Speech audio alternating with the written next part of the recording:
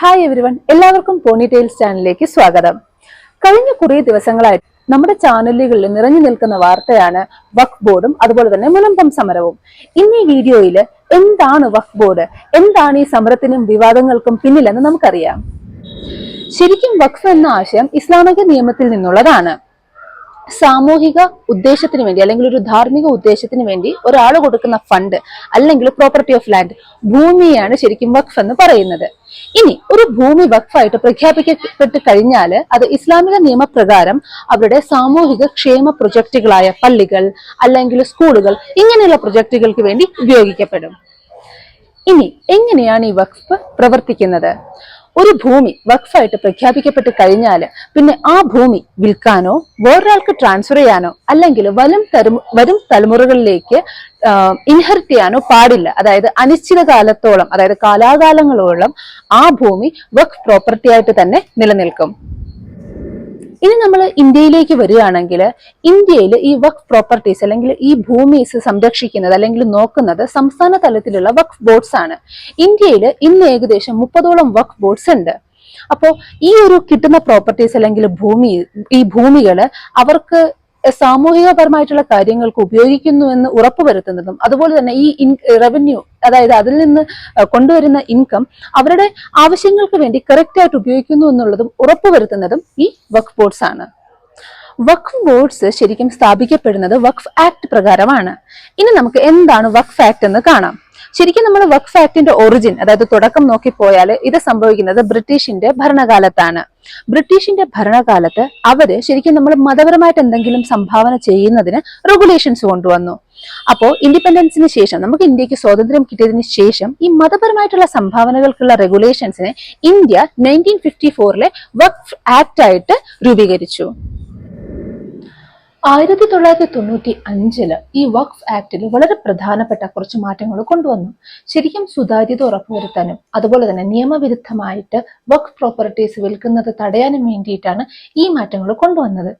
എന്നാൽ ഈ മാറ്റങ്ങൾ വഖഫ് ട്രിബ്യൂണൽ എന്ന് പറയുന്ന ഒരു പ്രൈവറ്റ് ബോഡി രൂപീകരിക്കാൻ ഇടയായി. ശരിക്കും എന്താണ് വഖഫ് ട്രിബ്യൂണൽ അല്ലേ? അപ്പോൾ ഇവരുടെ ഈ ഒരു ഇതനുസരിച്ചിട്ട് വഖഫ് പ്രോപ്പർട്ടീസിന്റെ മേലിൽ എന്തെങ്കിലും ഒരു കേസ് വന്നാൽ ആ കേസ് നടത്താനും അതുപോലെ തന്നെ അതിൽ അവസാന തീർപ്പ് കൽപ്പിക്കാനും കഴിവുള്ള പ്രൈവറ്റ് ബോഡീസ് ആണ് ഈ വഖഫ് ട്രിബ്യൂണൽസ്. അപ്പോൾ ഈ വഖഫ് ട്രിബ്യൂണൽസിന് ശരിക്കും നമ്മുടെ സിവിൽ കോർട്സിന്റെ അതേ പവർ ഉണ്ട്. ശരിക്കും ഈ വഖഫ് ബോർഡിന് അല്ലെങ്കിൽ വഖഫ് ട്രിബ്യൂണൽ എടുത്ത ഈ ഒരു പവറാണ് നമ്മൾ ഇന്നീ കാണുന്ന വിവാദങ്ങൾക്ക് വഴിതിരിച്ചത്. ഹൈപ്പോത്തറ്റിക്കലായിട്ട് നമുക്കൊരു സിറ്റുവേഷൻ എടുക്കാം. സോ ഒരാളുണ്ട്, അയാളുടെ പ്രോപ്പർട്ടിയിൽ താമസിക്കുകയാണ്. അപ്പൊ അയാൾ തലമുറകളായിട്ട് ആ ഒരു പ്രോപ്പർട്ടിയിൽ താമസിക്കുന്നയാളാണ്.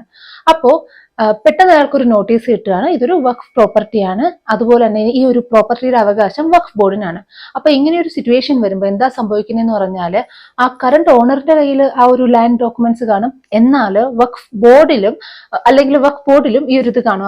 ഈ ഒരു പ്രോപ്പർട്ടി ചിലപ്പോൾ കാലാകാലങ്ങൾക്ക് മുന്നേ വഖഫ് ബോർഡിന് കൊടുത്തതാവാം. നമുക്ക് എന്തായിരിക്കും സിറ്റുവേഷൻ? സോ ബേസിക്കലി രണ്ട് പാർട്ടികൾക്കും ഇവിടെ ഒരു അവകാശമുണ്ട്. എന്താ സംഭവിക്കുന്നതെന്ന് പറഞ്ഞാല് ഇങ്ങനെ ഒരു കേസ് വരുമ്പോൾ ഈ കേസ് ശരിക്കും വഖഫ് ട്രിബ്യൂണലിൽ പോകും, നമ്മുടെ സിവിൽ കോർട്ടിലല്ല.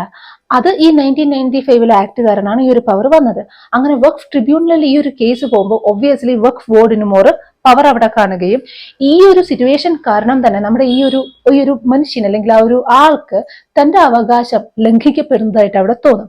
അതുകൊണ്ട് തന്നെയാണ് നമ്മൾ ഇന്നീ കാണുന്ന വിവാദങ്ങളും കൺഫ്യൂഷൻസും തർക്കങ്ങളും എല്ലാം ഉണ്ടാവുന്നത്. ഇനി നമുക്ക് മുനമ്പം കേസിലേക്ക് വരാം. മുനമ്പം എന്ന് പറയുന്നത് ശരിക്കും കേരളത്തിലെ എറണാകുളം ഡിസ്ട്രിക്റ്റിലുള്ള ഒരു കോസ്റ്റൽ ഏരിയയാണ്. ഇവിടെ ഏകദേശം 600ഓളം ക്രിസ്ത്യൻ ഫിഷിംഗ് കുടുംബങ്ങൾ താമസിക്കുന്നുണ്ട്. അപ്പോൾ ഈ പ്രശ്നം സ്റ്റാർട്ട് ചെയ്യുന്നത് എപ്പോഴാന്ന് പറഞ്ഞാൽ വഖഫ് ബോർഡ് ഈ ഏകദേശം 400 ഏക്കറോളം ലാൻഡ് അവരുടെ വഖഫ് പ്രോപ്പർട്ടി ആയിട്ട് ക്ലെയിം ചെയ്തു, അതായത് വഖഫ് പ്രോപ്പർട്ടി ആയിട്ട് അവകാശപ്പെട്ടു. എന്നാൽ ഈ ആൾക്കാരുടെ അഭിപ്രായം അനുസരിച്ച് ഇവർ തലമുറകളായിട്ട് ഇവിടെ താമസിക്കുന്നവരാണ്. ഈ കുടുംബങ്ങൾ പറയുന്ന അനുസരിച്ച് അവർ വർഷങ്ങൾക്ക് മുന്നേ തന്നെ ഈ പ്രോപ്പർട്ടീസ് അവർ പൈസ കൊടുത്ത് വാങ്ങിച്ചതാണ്. എന്നാൽ വഖഫ് ബോർഡ് പറയുന്നത് ചരിത്രപരമായിട്ട് ഇത് വഖഫ് പ്രോപ്പർട്ടി ആണെന്നാണ്. അവരിതിന്റെ ഒറിജിൻ ശരിക്കും 1902 പോകുന്നത്. അത്രയും വർഷങ്ങൾക്ക് മുന്നേ ഇത് ആരോ വഖഫ് പ്രോപ്പർട്ടി ആയിട്ട് കൊടുത്തുവെന്നും അതുകൊണ്ട് തന്നെ ഇവരിത് തിരിച്ചെടുക്കുകയാണെന്നാണ് ഇവരുടെ അഭിപ്രായം. 2019 എന്താ സംഭവിച്ചെന്ന് പറഞ്ഞാല് ഈ വഖഫ് ബോർഡ് ഈ ഒരു 400 ഏക്കറോളം ലാൻഡ് അവിടെ ഇപ്പൊ താമസിക്കുന്ന ആൾക്കാരെ അറിയിക്കാതെ വഖഫ് പ്രോപ്പർട്ടി ആയിട്ട് അവർ രജിസ്റ്റർ ചെയ്തു. അപ്പൊ വഖഫ് പ്രോപ്പർട്ടി ആയിട്ട് രജിസ്റ്റർ ചെയ്യുമ്പോൾ എന്താ സംഭവിക്കുന്നത് പറഞ്ഞാല് ഇപ്പൊ അവിടെ താമസിക്കുന്ന ആൾക്കാർക്ക് അവരുടെ തൊഴിൽ എന്ന് പറയുന്നത് മത്സ്യബന്ധനാണ്.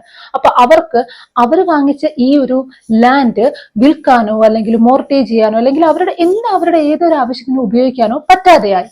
അത് കാരണം അവർ ഈ സമരത്തിന് തിരിതെളിച്ചു. ഈ കുടുംബങ്ങൾക്ക് കൈത്താങ്ങായിട്ട് ക്രിസ്ത്യൻ ഓർഗനൈസേഷൻസും ഇപ്പൊ മുന്നോട്ട് വന്നിരിക്കുകയാണ്.